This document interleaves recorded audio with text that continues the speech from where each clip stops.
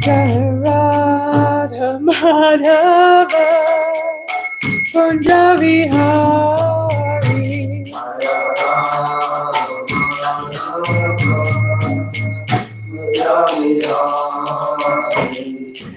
Gopi Jana Vallabha Girirajari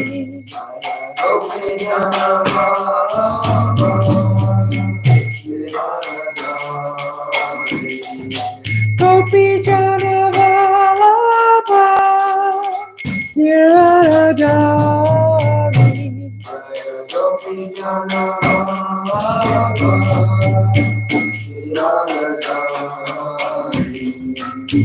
Yashoda Nandana Vraja Jana Ranjana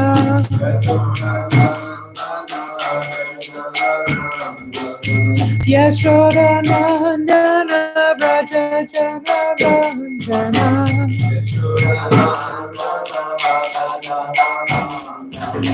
Yamuna Tira Vanachari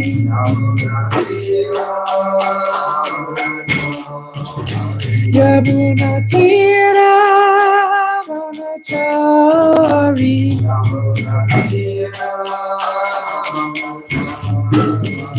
Jaya Radha Madhava Kunja Vihari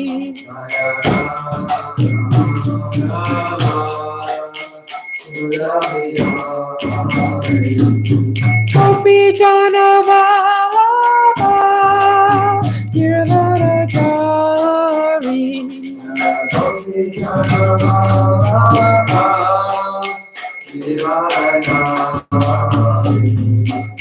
Yashoda Nandana Raja Jana Ranjana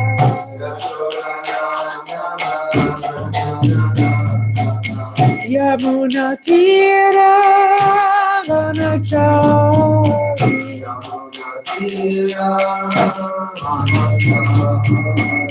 Jaya Radha Madhava Jaya Radha Madhava Kunja Vihari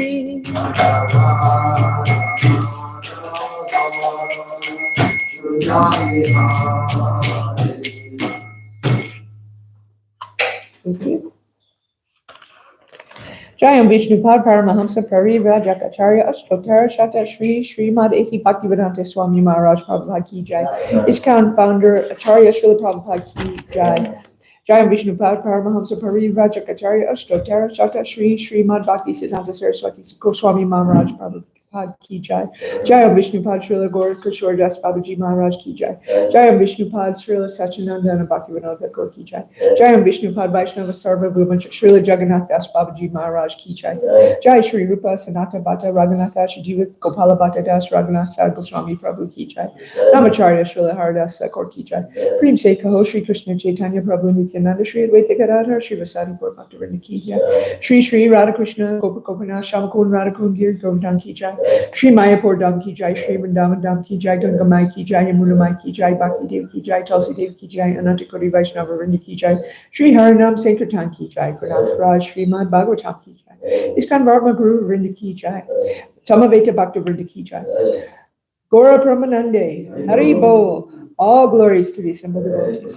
All glories to the assembled devotees. All glories to the assembled devotees. All glories to Shri Shri Guru Shri Guranga. All glories to Srila Prabhupada.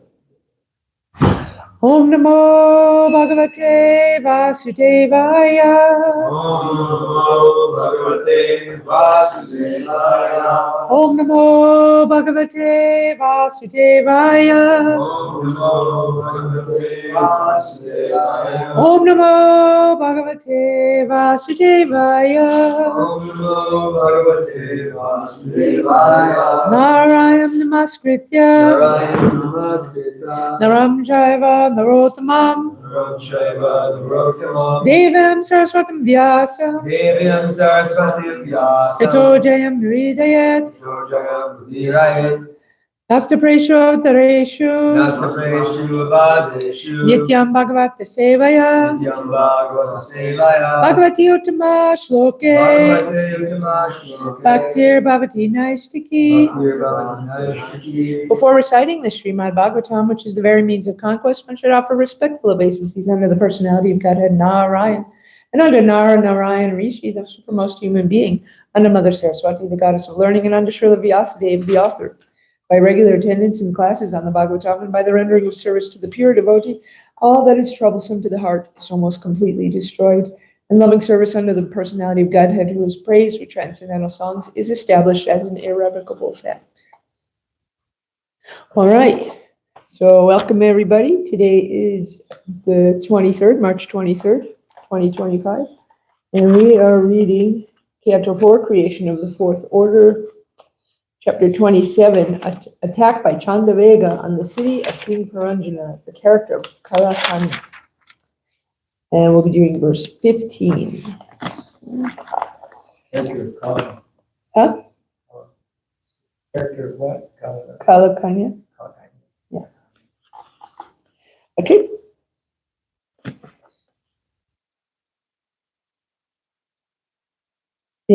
Te Chandavega Nuchara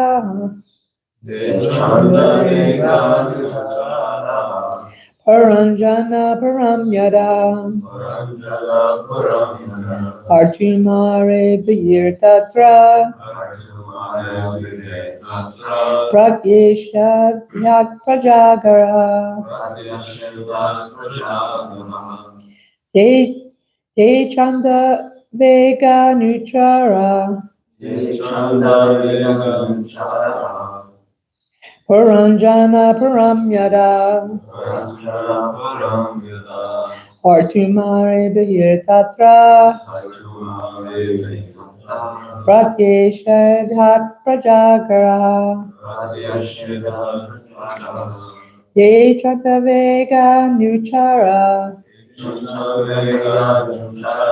Paranjana Paramyada Artumare Bhir Tatra Pratyeshadhat Prajagara. Okay, please chant. Te Chandavega Nuchara Te Chandavega Nuchara Puranjana Puramyada Paranjana Paramyada Artumare Dire Tatra Artumare Bahir Tatra Pratyashirat Prajagara Pratyeshedhat Prajagaraha Te Chandavega Nuchara Paranjana Paramyada Artumare Bahir Tatra Pratyashadhat Pratyashedhat Prajagaraha. Okay, word for word. Okay, all of them. Chandavega of Chandavega. Anucharaha, followers. Paranjana of King Paranjana. Puram, city. Yada, when. Hartum, to plunder. Aribir, began. Tatra, there.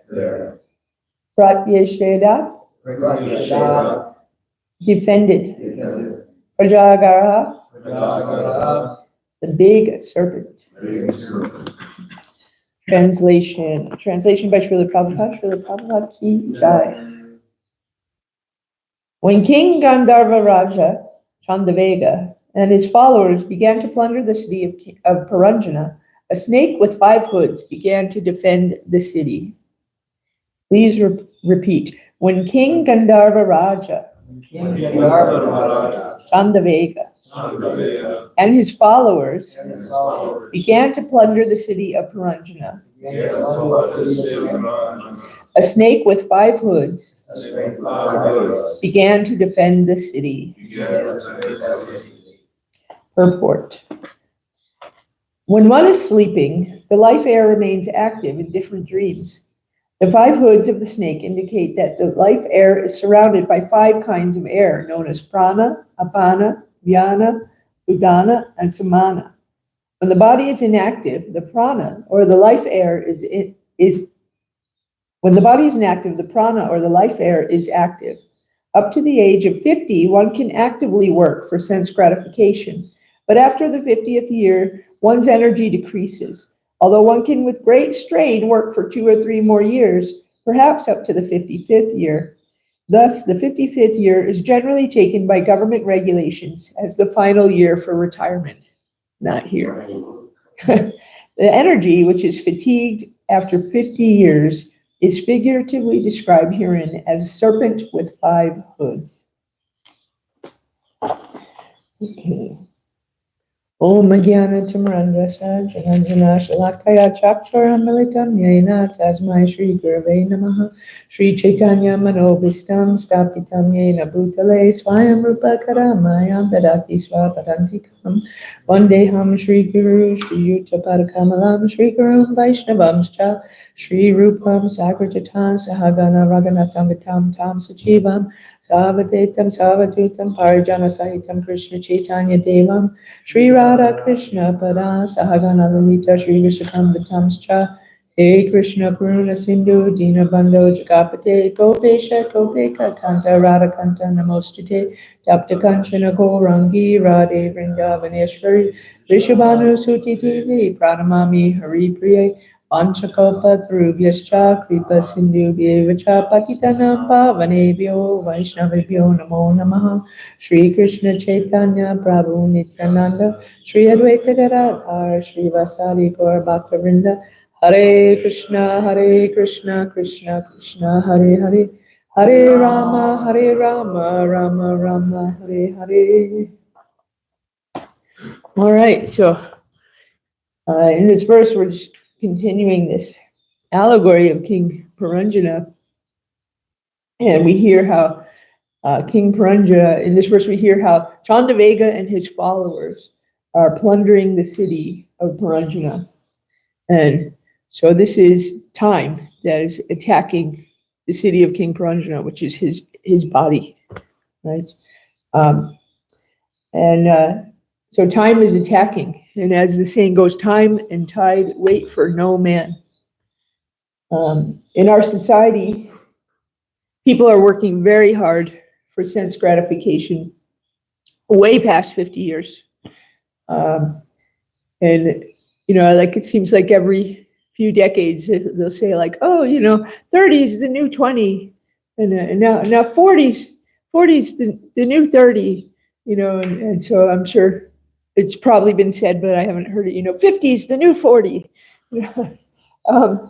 Anyway, so in the US, we can't even retire until age 67. So 67 now? Yeah, it's 67 now. Yeah. Yeah, 67. And they want to push it back to 70.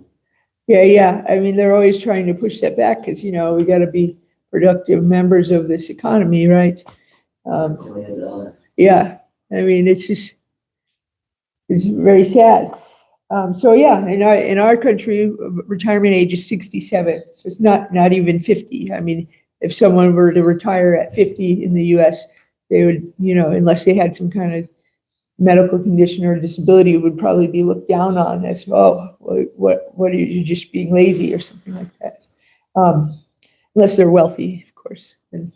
But yeah, and so people think, there's this mentality, okay, I'm going to retire and then I can really enjoy, right? That's the mentality that we see, which is really sad because people work hard their whole lives. And then by the time they're 67, it's kind of past that time where you can really enjoy, right? And yet still people are trying. And so because of this, we've invented so many different ways to prolong our enjoyment. things like plastic surgery, right? So we no longer appear to be as old as we are. Or there's that billionaire that's, spending all his money trying to figure out a way that he can live forever. And so he was getting blood transfusions from his son. Yeah. I don't think I said this, I've heard this in media, but Kim Jong-un has a team of 10,000 doctors that are working day and night to try to keep him alive forever. That's not like Harani Kashipu, I don't know what it is. Yeah, it's amazing. I mean, and wow, 10,000 doctors, and here in the States, like I can barely get to see one, And that's like all the doctors in North Korea combined, they don't do anything else. Yeah, it's amazing. Yeah, and there's like this billionaire taking blood transfusions from his son, thinking, oh, this young blood is going to invigorate me. And wow, it's just amazing. And then even to a lesser degree, we just have, like fashionable clothes, right? I mean, I remember when I was growing up, someone in their 50s or 60s generally didn't dress very fashionably, and they kind of, they were starting to look old. Now people in their 50s and 60s still look quite young, because they're keeping up with the fashion trends or keeping their hair in a more stylish way. Then we have makeup, of course, helps you look younger. Now men are starting to wear makeup that's starting to become pretty mainstream. And of course we have, medications to help. We have, Viagra to help you be able to continue to enjoy even when your body has made it so that maybe you shouldn't be doing this anymore.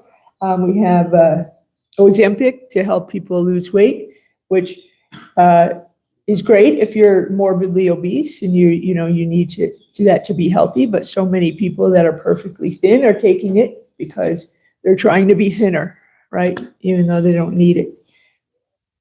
What's that? Gila monster venom. A Gila monster? Oh, that's what it is? Yeah.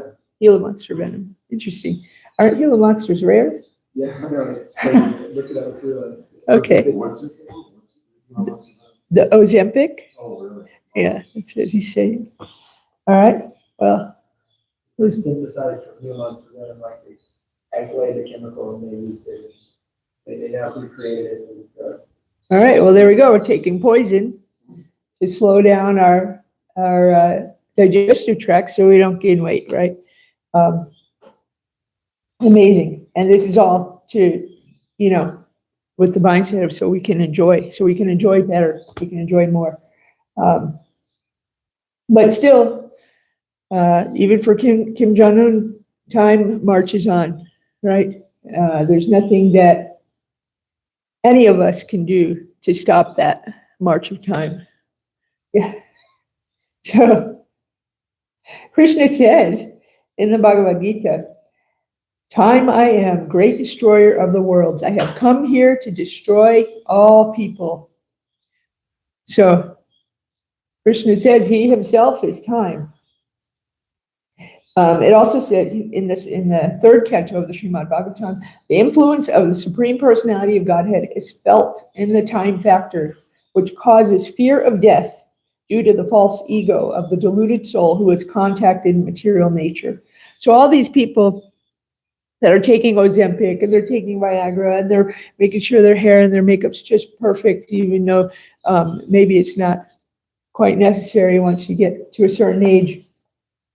They're all doing this so that they can enjoy, but also because they're afraid of death. They're afraid that they're aging, they're no longer going to be able to enjoy. Because in their mind, once I die, I'm not going to be able to enjoy anymore. So I'm going to read some of this purport from that verse. Srila Prabhupada says, the living entity's fear of death is due to his false ego of identifying with the body. Everyone is afraid of death. Actually, there is no death for the spirit soul, but due to our absorption in the identification of the body as self, the fear of death develops. It is also stated in the Srimad Bhagavatam, Bhayam Vitya Binish Vitishtahasyat Vita Devitya refers to matter, which is beyond spirit. Matter is the secondary manifestation of spirit, for matter is produced from spirit. Just as the material elements are described are caused by the Supreme Lord or the Supreme Spirit, the body is also a product of the spirit soul. Therefore, the material body is called Vidya, or the second. The one who is absorbed in this second element or second exhibition of the spirit is afraid of death. When one is fully convinced that he is not his body, there is no question of fearing death, since the spirit soul does not die. If the spirit soul engages in spiritual activities or devotional service, he's completely freed from the platform of birth and death. His next position is complete spiritual freedom from the material body. The fear of death is the action of Kala, or the time factor, which represents the influence of the Supreme Personality of Godhead. In other words, time is destructive. Whatever is created is subject to destruction and dissolution, which is the action of time. Time is a representation of the Lord, and it reminds us also that we must surrender unto the Lord. The Lord speaks to every conditioned soul as time. He says in Bhagavad Gita that if someone surrenders unto him, then there is no longer any problem of birth and death. We should therefore accept the time factor as the Supreme Personality of Godhead standing before us. Wow, so Krishna is time. And it's our kind of refusal to believe that we're not our bodies that causes us to fear time. So one of the big problems with time is that after we've lived so long, our energy starts to deplete, right? Are you raising your hand? Okay.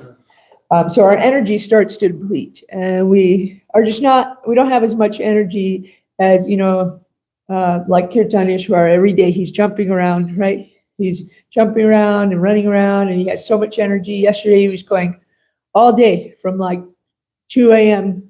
till I don't know when you finally fell over, but 9/11. around 11. Okay. Not 9/11. Oh no. I laid down at 9/11. Oh, at 9/11. Okay. Yeah. And not. I personally don't have that much energy. And as I get older, my energy is decreasing. And so this is what happens as we age. I've certainly, when I was, 19 years old, I could run around and jump and carry on. And I could stay up all night and still get up early and go to work the next day and be fine. Now, if I stayed up all night and tried to go to do some kind of job, I would be miserable. And that's because our energy is depleting. However, if we are able to surrender to the Lord, He will preserve what we have, and He'll carry what we lack. And in this example, and one example that we see this a lot in is He'll give us the energy to serve Him nicely. And it only takes one to look at our dear Mother Sundamani, who just walked in, to see, she has more energy than some of our youngest brahmacharis, right? She's running around making everything nice for us and for everybody that comes here to this temple. And I'm pretty sure that she's past what Srila Prabhupada said should be the retiring age, which is the 55th year. So, yeah. And that's because Krishna, when we surrender to Him, He empowers us. He gives us the energy to do His service nicely. We look at Srila Prabhupada this morning. After Mangalarti, we were hearing about Srila Prabhupada's determination to come here to the U.S. And he was trying to secure passage on a boat, and the woman that was in charge, and she was kind of trying to talk him out of it, saying, "Oh, you're old, you're not going to be able to survive in the United States, and no one will listen to you." And yet he was still determined, and he was like 69 years old when he came here. At that age, most of the 69-year-olds that I know are maybe thinking about going to play golf, or maybe like knitting or watching television, maybe baking cookies with their grandkids or something. certainly not going around the world and starting a whole new movement and trying to give love of God to the entire world, right? And another really amazing example is Bhaktivinoda Thakur. I wanted to read his schedule. I remember one time, I think it was Ananta Prabhu gave a class and he read the schedule and it really impressed me and I thought I would share it with you guys. So this is what Bhaktivinoda Thakur's schedule it was. From 8 to 10 p.m. he would rest for 2 hours. From 10 to 4 he would write. From 10 to 4 a.m. he would write. From 4 to 4:30 he would rest again. From 4:30 to 7 he would chant japa. From 7 to 7:30 he would do correspondence. From 7:30 to 9:30 he would study the Shastras. From 9:30 to 10 he would take a bath and eat prasadam, which was usually half a liter of milk, some fruit, and 2 chapatis. From 10 to 1 p.m. he would do court duties. From 1 to 2 p.m. he would refresh at home. From 2 to 5 he would return to his court duties. From 5 to 7 he would translate Sanskrit Shastras to Bengali. From 7 to 8 p.m. he would take another bath, eat some more prasadam, which was half a liter of milk, some rice, and 2 chapatis. So then he would rest, start over again. So, I mean, that's a pretty full schedule. So let's do a little summary here. He would sleep for about 3 hours. He would write for about 8.5 hours. He would chant japa and study for about 4.5 hours. He would work for 6 hours. So, I mean, that is a really full schedule. And he was able to do that because he was empowered by Krishna in order to do his service nicely. And without him doing that service, we wouldn't be here today. And so really we should be trying to follow in those footsteps. I mean, certainly don't beat yourself up if you can't sleep for 3 hours and then be busy the whole day. I certainly can't do that. But we should be trying to follow in those footsteps in whatever way that we could, and by making good use of our time. So another example of someone making good use of their time would be like King Pariksit. King Pariksit, he was cursed to die in 7 days because he had offended the son of a Brahmana. So he knew he was going to die in 7 days. And sometimes you'll ask people, if you knew you were going to die, what would you do? And some of the answers I've gotten from people over the years is sometimes like distressingly violent. They say, I would just run around and do whatever I want and rob stores and things like that. Like, okay, some other people say, I would spend it with my family, or I would go out prowling for a partner, and enjoy. So many different answers people have. But what King Pariksit did is he thought about what are the duties of a man about to die, and he asked that. What are the duties of a man about to die? And therefore, the Srimad Bhagavatam was told to him.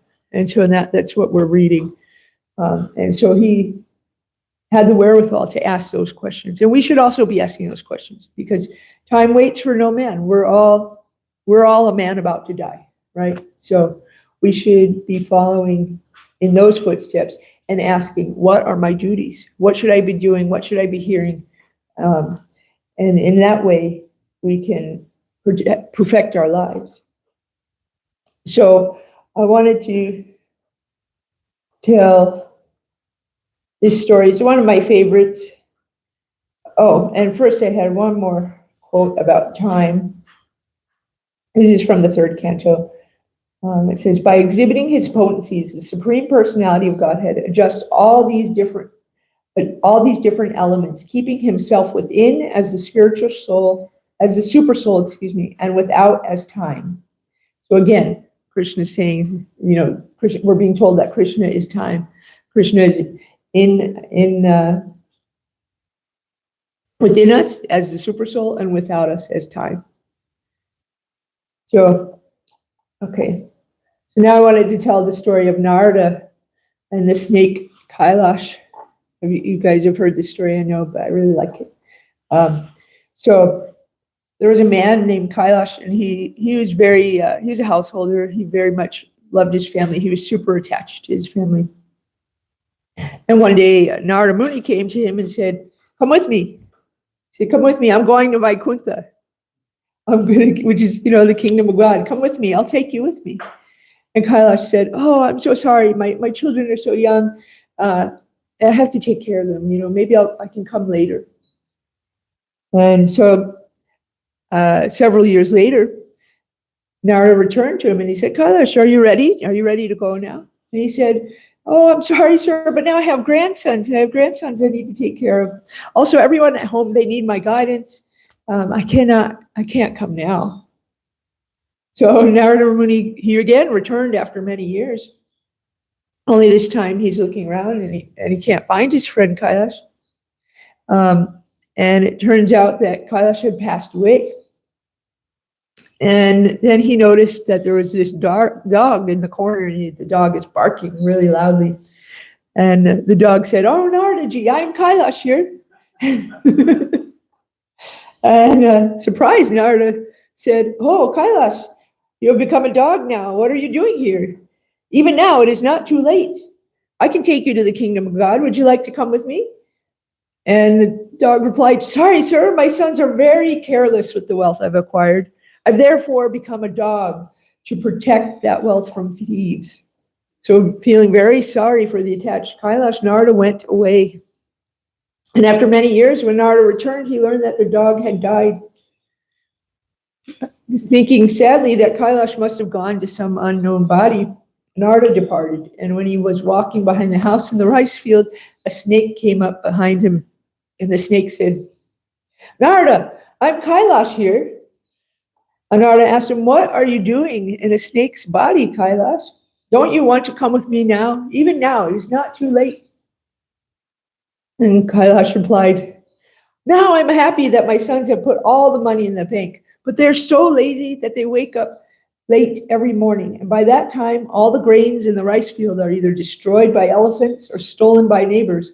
I have therefore become a snake to go around the fields to protect the grains. I'm very busy. I am sorry that I also can't come with you now."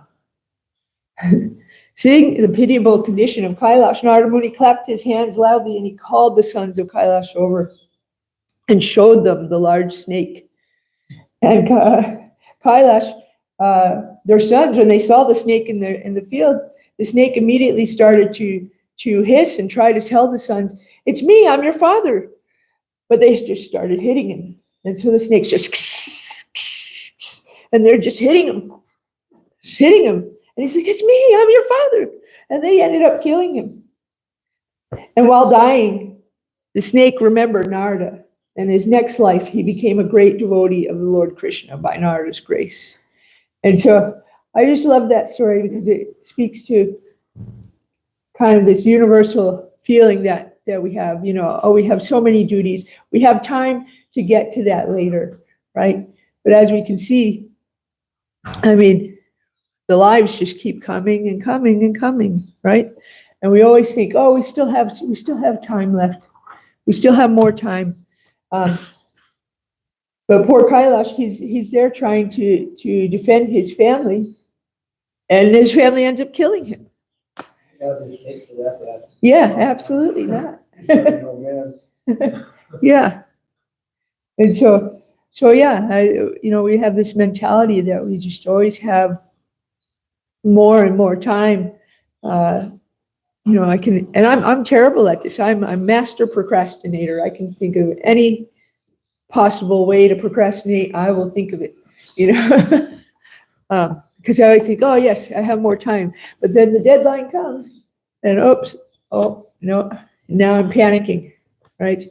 We don't want that to happen at the time of death, right?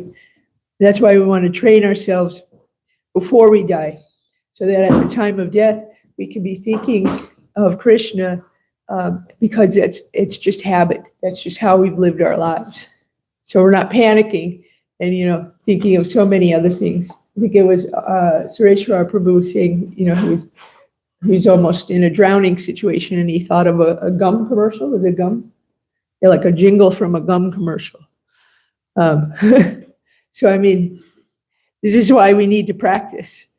This practice of, chanting, listening, associating with devotees, so that this becomes second nature.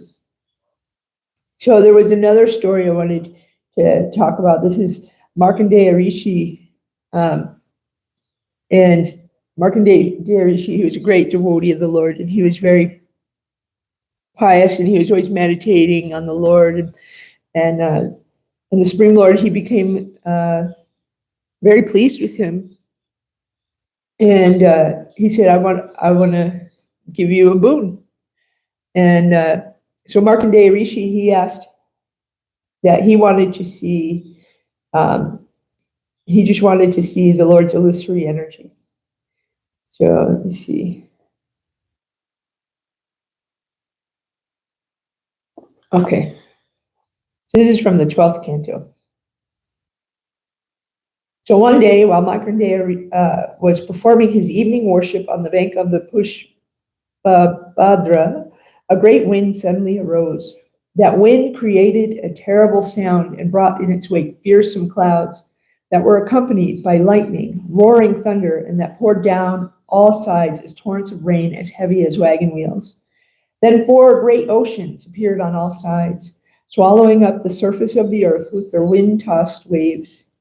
And these oceans were terrible sea monsters, fearful whirlpools, and ominous rumblings. The sage saw all the inhabitants of the universe, including himself, tormented within and without by harsh winds and bolts of lightning and the great waves rising beyond the sky. As the whole earth flooded, he grew perplexed and fearful. Even as Markandeya looked on, the rain pouring down from the clouds filled the ocean more and more until that great sea, its waters violently whipped up into terrifying waves by hurricanes, covered up all the earth's islands, mountains, and continents. The water inundated the earth, outer space, heaven, and the celestial region.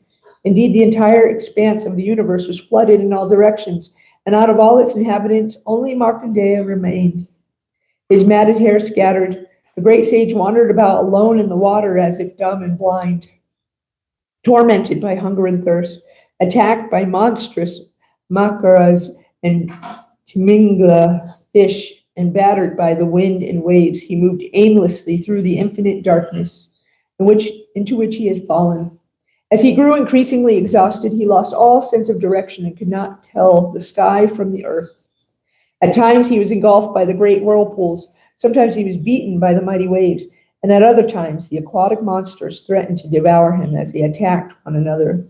Sometimes he felt lamentation, bewilderment, misery, happiness, or fear. And at other times he experienced such terrible illness and pain that he felt himself dying. Countless millions of years passed as Markandeya wandered about in that deluge, his mind bewildered by the illusory energy of Lord Vishnu, the Supreme Personality of Godhead. Once while wandering in the water, the Brahmana Markandeya discovered a small island, upon which stood a young banyan tree bearing blossoms and fruits. Upon a branch of the northeast portion of that tree, he saw an infant boy lying within a leaf. The child's effulgence was swallowing up the darkness. The infant's dark blue complexion was the color of a flawless emerald. His lotus face shone with a wealth of beauty, and his throat bore the marks like the lines on a conch shell. He had a broad chest, a finely shaped nose, beautiful eyebrows, and lovely ears that resembled pomegranate flowers, and that had inner folds like a conch shell's spirals. The corners of his eyes were reddish like the whorl of a lotus, and the effulgence of his coral-like lips slightly reddened the nectarian enchanting smile on his face. As he breathed, his splendid hair trembled, and his deep navel became distorted by the moving folds of skin on his abdomen, which resembled a banyan leaf. The exalted Brahmana watched with amazement as the infant took hold of one of his lotus feet with his graceful fingers and placed a toe within his mouth and began to suck. As Markandeya beheld the child, all his weariness vanished. Indeed, so great was his pleasure that the lotus of his heart, along with his lotus eyes, fully blossomed, and the hairs on his body stood on end. Confused as to the identity of the wonderful infant, the sage approached him. Just then the child inhaled, drawing Markandeya within his body like a mosquito. There the sage found the entire universe arrayed as it had been before its dissolution. Seeing this, Markandeya was most astonished and perplexed. The sage saw the entire universe, the sky, the heavens, the earth, the stars, mountains, oceans, great islands and continents, the expanses in every direction, the saintly and demoniac living beings, the forests, countries, rivers, cities, and mines, the agricultural villages and cow pastures, and the occupational and spiritual activities of the various social divisions. He also saw the basic elements of creation, along with all their byproducts, as well as time itself, which regulates the progression of countless ages within the days of Brahma. In addition, he saw everything else created for use in material life. All this he saw manifested before him as if it were real. He saw before him the Himalaya mountains, the Pushpabhadra river, and his own hermitage, where he had had the audience of the sages Nar and Narayan. Then, as Markandeya beheld the entire universe, the infant exhaled, expelling the sage from his body and casting him back into the ocean of dissolution. In that vast sea, he again saw the banyan tree growing on the tiny island, and the infant boy lying within the leaf. The child glanced at him from the corner of his eyes with a smile imbued with nectar of love, and Markandeya took him into his heart through his eyes. Greatly agitated, the sage ran to embrace the transcendental personality of Godhead. At that moment, the Supreme Personality of Godhead, who is the original master of all mysticism and who is hidden within in everyone's heart, became invisible to the sage, just as achievements of an incompetent person can suddenly vanish. After the Lord disappeared, O Brahmana, the banyan tree, the great water, and the dissolution of the universe all vanished as well. And in an instant, Markandeya found himself back in his own hermitage, just as before. So I just really found that description to be really beautiful. I just really found it to be enthralling, and I wanted to share that with everybody. And so my whole purport of this whole class is that we should use our energy and time in the service of Krishna, because we won't be satisfied by anything else. Everything else that we try to use our energy and time for is unsatisfying. And so our time in this body is limited. And so why spend it in frustration, you know? So find a way to serve Krishna and just bring others with you. Krishna says, for one who explains this supreme secret to the devotees, pure devotional service is guaranteed, and at the end he will come back to me. There is no servant in this world more dear to me than he, nor will there ever be anyone more dear. So let's use the little bit of time we have in this body to serve Krishna and bring whoever we can with us. Because, again, that's the only thing that will be satisfying to us. All right, so we'll end there. Is there any comments or questions? Yes.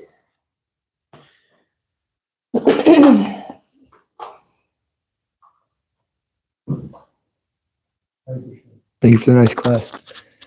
One thing to share is that the island that Markandeya Rishi saw, that island is Gorjumna Dweep, according to Bhaktivinoda Thakur, which is across the river from Mayapur. Well, it's in Navadweep Dham, but the Mayapur island is Antardweep, and then across the river is the Gorjumna Dweep island. And Bhaktivinoda Thakur has a house there, and there's a place called Sarabi Kunj, and in that Sarabi Kunj you can go today. Nityananda Prabhu opened the marketplace of the holy name, and that's where Markandeya Rishi saw the banyan tree and the boy. So that's interesting, because it's never destroyed during the time of annihilation, the time of dissolution. The Dham remains, the holy Dham remains, is the transcendental place. My question is, we're taking the time, and I think it may apply more for Western devotees, but there's this sense that, we've been programmed with this sense that I have to get as much sense gratification as possible. Yeah. And then you start, all of a sudden you become a devotee, and now all of a sudden there's no sense gratification. And in the back of your mind, sometimes you're thinking, I'm running out of time to enjoy my senses, And so in that way, I think sometimes devotees go through some anxiety, because they're thinking, I should enjoy now, but I know I'm not going to do it. But there's that sense that because now old age is coming, and then it's like I didn't get any enjoyment. And I didn't enjoy when I was in high school, and so in that way they think. So what do you think about that? Yeah, I mean, what we think is enjoyment, though, is really just cause for.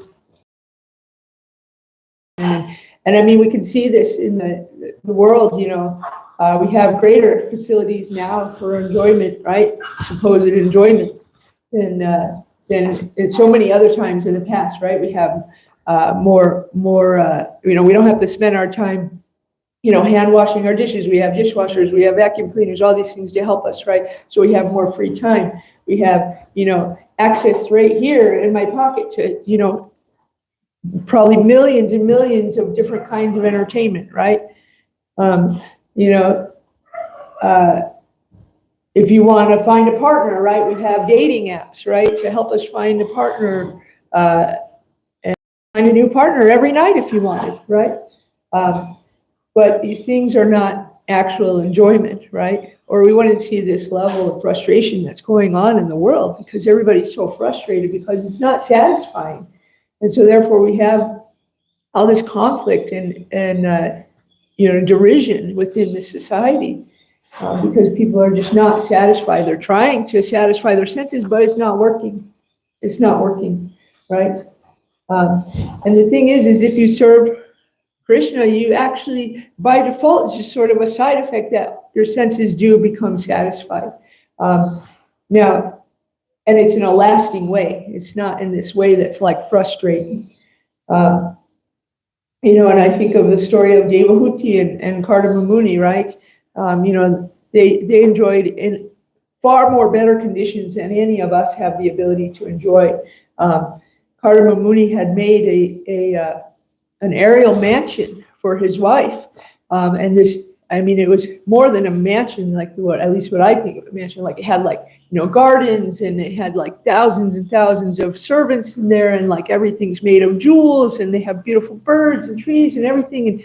And then it flies around and goes all over the universe, and they get to see I'm like excited if I can go to Florida, and they're going, all around the universe to different places in their big aerial mansion, enjoying with one another for very long time. I have no way to access that level of enjoyment, but still at the end of that, Devahuti was lamenting, because she said, that they had wasted so much time enjoying when they could have been serving the Lord. And she was lamenting that, so she wasn't like looking back on that thinking like, oh, wow, what a fun time we had, and that's a level of enjoyment that I'm pretty sure none of us is going to be able to attain, right? So really, even at that level, it just ends in sort of frustration or lamentation, because it's not, it's just a temporary enjoyment, sort of like putting a Band-Aid on a gunshot wound, right? Like, okay, it might for a very, very short time, stop the bleeding, but ultimately the bleeding's going to start again, So I guess that's what I have to say about that. Yeah. Right? Anybody else? Yes, Uncle S. Prabhu. Not long ago, some interviewer asked Keith Richards if he did he ever get tired of singing Satisfaction. He said no, because it's true. We can't get no satisfaction. Exactly. Yeah. The Rolling Stones, they knew. Listen, it's like Markandeya Rishi. He'll be around in the deluge also. Yeah. I firmly believe that. One of those creatures in the deluge. Yeah. And look at that, he's had a great opportunity to enjoy being one of the biggest rock stars in the world, and still he's saying, no, it stands true. I cannot get no satisfaction. So, I mean, take it from him, you know. If you won't take it from Srila Prabhupada or Krishna himself. All right, yeah. So not only is trying to enjoy sense gratification ultimately frustrating, but it just makes you that much more entangled. At the end of the day, you've just dug a deeper hole. So, Yeah. you know. Absolutely. Yeah, exactly. So, I mean, we're just bound more because, I mean, you can see that, you know, in addiction, right? You know, like someone's like, oh, I'm just going to enjoy, I'm going to have a few beers or whatever. Now, of course, this doesn't happen to everybody, but to a lot of people, suddenly they're still trying to enjoy, but now they get more beers to get that same level of enjoyment. And before you know it, they're completely addicted and they're not even enjoying it anymore. They're just trying to feel normal, right? You know, and they're having to do so many things to facilitate that. And that's just pretty much what sense enjoyment does to us, is it just keeps us entangled. And so if we surrender to Krishna and we try to satisfy his senses, automatically our senses will also be satisfied, but in a lasting way. You know, is that, I think it was a Huey Lewis song, like, I want a new drug, one that doesn't make me sick. Well, this is it, okay? This is the one that doesn't make you sick, is surrendering to Krishna. You know, like that, the devotee said in the early days, stay high forever, right? So, all right, is there any more questions, comments? All right, well, end there. Srimad Bhagavatam ki jai.